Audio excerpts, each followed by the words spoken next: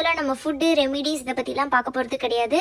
ப்ரெக்னென்சிக்கு நான் ட்ரை பண்ணிகிட்டு இருக்கேன் ரீசெண்டாக, இல்லை ரொம்ப நாள் யாராக இருந்தாலும் சரி, நான் குழந்தை சீக்கிரம் தங்குறதுக்காக முயற்சி பண்ணுறேன் அப்படின்றவங்க ஓவலேஷனுக்கு அப்புறமா இந்த விஷயத்தெல்லாம் மனசில் வச்சுக்கிறது ரொம்ப ரொம்ப இம்பார்ட்டன்ட். இதெல்லாம் ஃபாலோ பண்ணாலே ஓரளவு பார்த்தீங்கன்னா பெரிய ப்ராப்ளம்லாம் எதுவும் இல்லை அப்படின்னா சீக்கிரம் வந்து குழந்தை தங்கிடும்.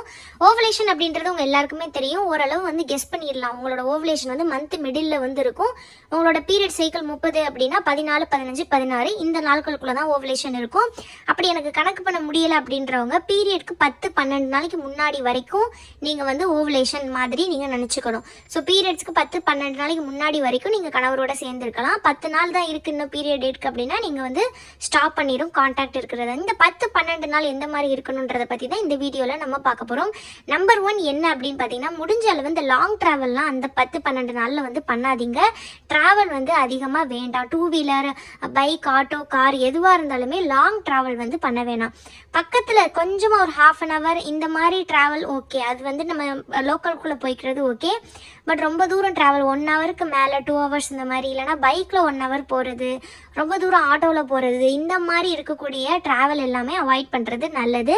ஏன்னா அந்த 10-12வது நாளில் தான் இந்த பேபி இம்ப்ளான்டேஷன் அப்படின்றது நடக்கும். ஸோ அந்த டைமில் கொஞ்சம் நீங்கள் வந்து ரெஸ்ட்டில் இருக்கிற மாதிரி இருக்கீங்க அப்படின்னா உங்களுக்கு பேபி இம்ப்ளான்டேஷனுக்கு ஹெல்ப் பண்ணும். அதுக்காக வந்து நம்ம ரொம்ப பெட் ரெஸ்ட்டில் இருக்கணும் அப்படின்றது அர்த்தம் கிடையாது. ஆக்டிவாக இருக்கலாம், வாக்கிங், யோகா இதெல்லாம் பண்ணலாம், வீட்டுக்குள்ளே நடக்கலாம், வெளியே வாக்கிங் போகலாம், சின்ன சின்ன ட்ராவல் பண்ணிக்கலாம். ரொம்ப லாங் ட்ராவல் வந்து வேணாம். பாடி டயர்ட் ஆகுற மாதிரி அந்த ட்ராவல்கள் வேண்டாம். நம்பர் 2 என்ன அப்படின்னு பார்த்தீங்கன்னா, வெயிட் வந்து அதிகமாக தூக்கக்கூடாது. குடம் தூக்குற பழக்கம் இருக்குது அப்படின்னா அதை வந்து அந்த ஓவலேஷனுக்கு அப்புறம் அவாய்ட் பண்ணுறது நல்லது. எதுவாக இருந்தாலும் நீங்கள் ரொம்ப ஸ்ட்ரெயின் பண்ணி தூக்குற மாதிரி உங்களுக்கு ஃபீல் ஆகுது அப்படின்னா அது உங்கள் பாடிக்கு டிஸ்டர்ப் உண்டு பண்ணும். ஸோ அந்த மாதிரி இருக்கக்கூடியது வேணாம். இப்போ நான் எக்ஸசைஸ் பண்ணுறேன், வெயிட் லிஃப்டிங் பண்ணலாமா அந்த மாதிரிலாம் கேட்குறீங்க. ஏன்னா நம்ம சேனல் ஃபாலோ பண்ணுறவங்க நிறைய பேர் ஜிம்முக்கும் போயிட்டு இருக்கீங்க, நான் நிறைய கமெண்ட் பார்க்குறேன். அந்த மாதிரி இருக்கவங்கலாம் இப்போ நீங்கள் பீரியட்ஸ் ரெகுலர் ஆகிற வரைக்கும் நீங்கள் அதெல்லாம் யோசிக்காதீங்க. ஏன்னா பீரியட்ஸ் ரெகுலர் பண்ணுற வரைக்கும் நீங்கள் எக்ஸசைஸ் எல்லாம் ஆஃப்டர் ஓவலேஷனும் பண்ணால் தான் உங்களுக்கு வந்து ரெகுலர் ஆகும்.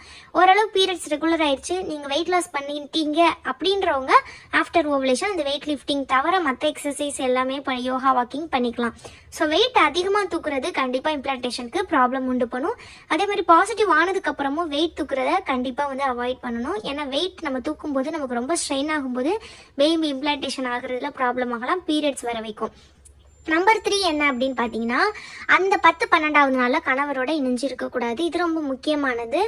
இது நிறைய பேர் பார்த்தீங்கன்னா நான் சொல்கிறது ஃபாலோ பண்ணி நிறைய பேருக்கு இது ஹெல்ப் பண்ணியிருக்கு. நான் நிறைய டிப்ஸ் ஃபாலோ பண்ணேன் அப்படின்னு சொல்கிறவங்க இந்த டிப்ஸும் நிறைய பேர் மென்ஷன் பண்ணியிருக்காங்க. ஸோ அந்த 10-12 நாளில் ஹஸ்பண்ட் கூட காண்டாக்டில் இருக்க வேணாம். பாடி ஹீட் அண்ட் இன்ஃபெக்ஷன்ஸ் இதெல்லாம் வர்றதுக்கு வாய்ப்பு இருக்குது.